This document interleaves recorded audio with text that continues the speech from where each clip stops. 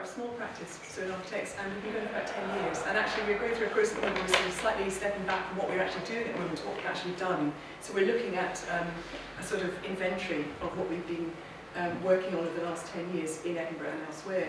I'm interested in, we found this map about Edinburgh from 1450 onwards, and we've got incredibly complex historic accretions, and we're obviously adding new accretions in our last 10 years, so incredibly small movement. I'm interested in the line round this World Heritage area, and the question we're asking ourselves is, would we work differently outside it or inside it? These are very old construction processes that are part of the histories of building Edinburgh, building in stone, splitting stone.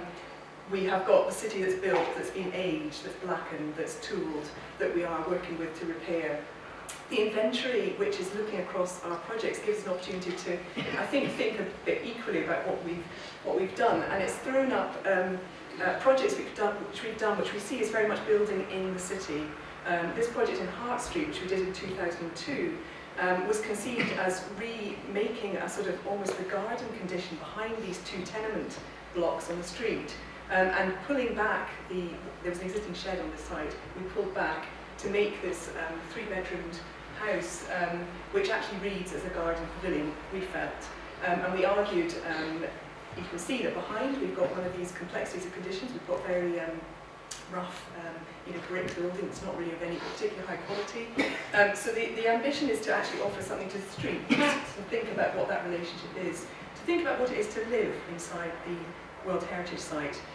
Do we want a tourist city, or do we want a city that people can live in? And our project, we're employed as architects, most often by private clients, who are wanting to live in the city, wanting therefore to care for their buildings, to make changes that will bring it up to date. Here's a view inside Hart Street under construction, looking over at Richard Murphy's project site, which is looking a bit different now.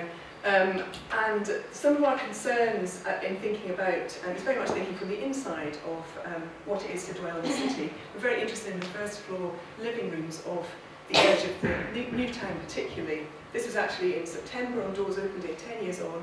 The Coburn Association opened with the clients the building, and it's still a beautiful place to live. They love living there. And we feel it's got a very interesting connection with both not being too turned away from the street, but also offering something to the street. In doing our inventory, we've figured out, we've done a whole range of projects. Some of them are incredibly small, some of them are a little bit more ambitious.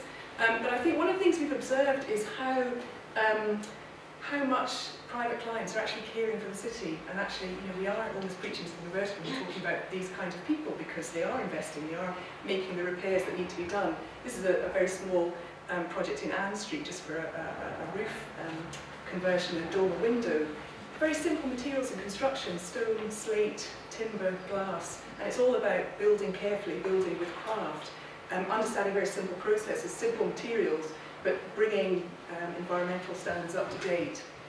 We've done 33 projects, 21 for private clients who are owning and living in the building, 8 who are speculators, so Hart Street was actually sold on to someone who lives in it now. We've maybe got about 8 commercial projects, 2 projects which are for charities in this 10-year slot within the World Heritage boundary.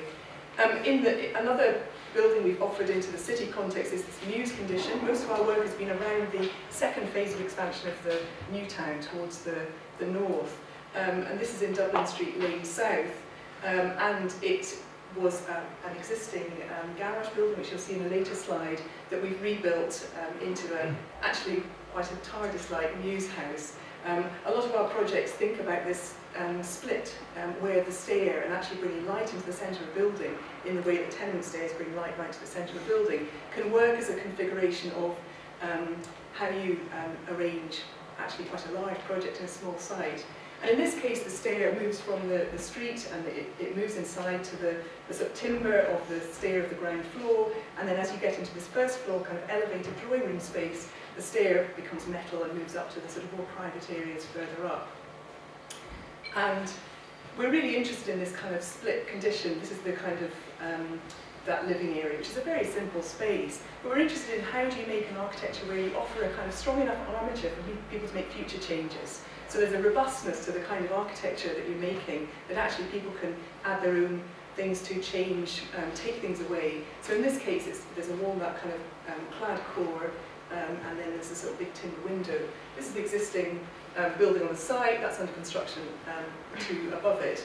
And thinking about that dormer detail, the craft and the care that we have to make buildings now, we often use zinc as a sort of a kind of new material of the 20th, 21st century, which is fantastically good material. I think it works very well with the greys of Edinburgh. Moving on to sort of in our inventory, there are projects we're thinking about of the future. This was a competition about 5 years ago for East Market Street arches, so moving across Waverley Valley. And again, we're interested in this really strong armature that the Victorians built with this amazing kind of infrastructure of the city, and how we add a layer that's complex, that allows different uses to take place. But actually it offers something that's got a rigour and a rhythm to it. It's sort of enjoyable and adds a dimension of kind of living in the city.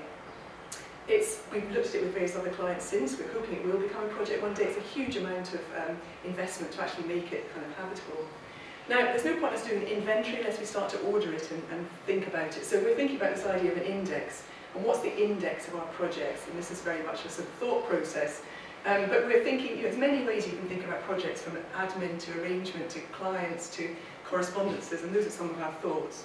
And final slide, I suppose coming back to this idea of the massive richness of the heritage site, with these colours for different ages of buildings and development. It's a very gappy sort of condition. There are many, many sort of bits which aren't coherent.